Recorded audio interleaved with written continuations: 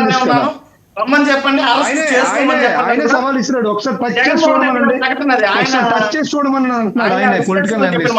ఒక నిమిషం సురేష్ ఆయన మాట్లాడండి. ఇద్దరు వైసీపీ అధికార ప్రతినిధుల మధ్యన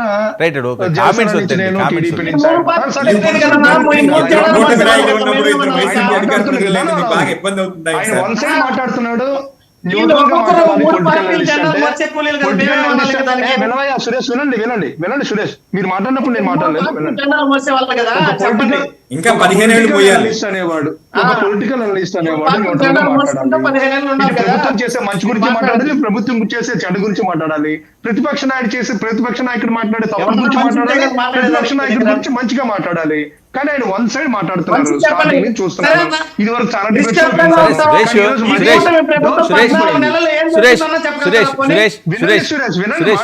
క్రాస్ టాక్ ఎందుకు, నేను ఇస్తున్నాను కదా అవకాశం, అర్థం కావాలి కదా.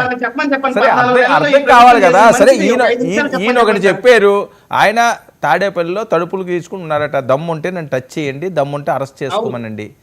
ఏంటి బాబు సార్? ఇప్పుడు డీజీపీని స్వయంగా ఆయన ఈరోజు మీడియాలో ప్రెస్ మీట్ లో మాట్లాడతా మాఫియా డాన్ అని సంబోధించాడు. అలాగే ప్రభుత్వ ఉద్యోగులందరూ కూడా చంద్రబాబు నాయుడు మోచేతి నీళ్లు తాగుతున్నారని చెప్పి సంబోధించాడు. ఇదే ప్రభుత్వ ఉద్యోగులు గతంలో కూడా పనిచేశారు కదా, జగన్మోహన్ రెడ్డి కింద, జగన్మోహన్ రెడ్డి హయాంలో పనిచేశారు కదా. అంటే మాట్లాడే ముందు ఏం మాట్లాడుతున్నావు ఒకసారి ఆలోచించుకోవాలి కదా. సార్ ఈరోజు నిజంగా జగన్ చూసి భయపడుతున్నారు ఎవరు? ప్రజలు భయపడుతున్నారు.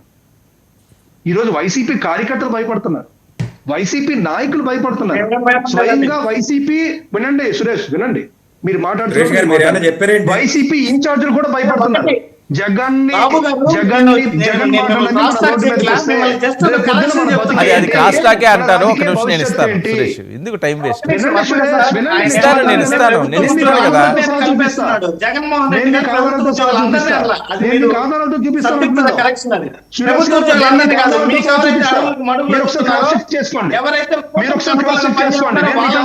చూపిస్తా. అరే వినరేంటండి బాబు, నేను మా జిల్లా గురించి మాట్లాడతానండి. మా ఉమ్మడి విజయనగరం జిల్లాలో ఒక్క రెండు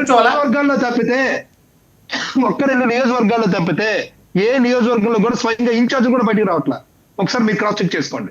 నేను చెప్పింది అబద్ధం అయితే నెక్స్ట్ డిబేట్ లో నన్ను క్రాస్ క్వశ్చన్ చేయండి. నేను చెప్పింది అబద్ధం అయితే ఇదే తంతు రాష్ట్రం మొత్తం మీద దాదాపు చాలా నియోజకవర్గాల్లో ఇదే పరిస్థితి మీకుంది. స్వయంగా మీ ఇన్ఛార్జ్లే బయటికి రావడం లేదు, మీ వైసీపీ ఇన్ఛార్జ్లే బయటికి రావడం లేదు. జగన్మోహన్ రెడ్డి మీద నమ్మకం లేక, ఆ నాయకత్వం మీద నమ్మకం లేక, ఒక రౌడీలా బిహేవ్ చేస్తే, ఒక ఫ్యాక్షనిస్ట్ అంటే ఇందాక భయపడుతున్నారు. ఎందుకు భయపడుతున్నారు జగన్ చూసి అంటే ఫ్యాక్షనిస్ట్ అనుకుంటున్నారేమో జనాలు. ఎందుకంటే గత 5 ఏళ్ళు జగన్మోహన్ రెడ్డి ప్రభుత్వం చూశాక, ఆయన పరిపాలన చూశాక నిజంగా ప్రజలు భయపడ్డారు. అందుకే 11 కుదించారు. ఇంకోటి 70 పేజీల రెడ్ బుక్ ని పట్టుకొని, అంటే 70 పేజీల రెడ్ బుక్ ని ఏం రాసేస్తారండి లోకేష్ బాబు? 70 పేజీల్లో ఏం రాసేస్తారండి? ఎంతమంది పేర్లు రాసేస్తారు? మాట్లాడితే రెడ్ బుక్ అంటారు. ఆ రెడ్ బుక్ ని ఎంత పాపులర్ చేశారో లోకేష్ సరే మిథున్ రెడ్డి గారిని అరెస్ట్ చేయబోతున్నారట, తర్వాత జగన్మోహన్ రెడ్డి గారిని ఆయన ద్వారా అరెస్ట్ చేస్తారట, చాలా లీక్స్ వచ్చినాయి అట, నిజమా? జగన్మోహన్ రెడ్డి గారిని అరెస్ట్ చేస్తే పరిస్థితి ఏంటి అని చెప్పి హెచ్చరిస్తున్నారు. జగన్మోహన్ రెడ్డి లాగా అడ్డగోలుగా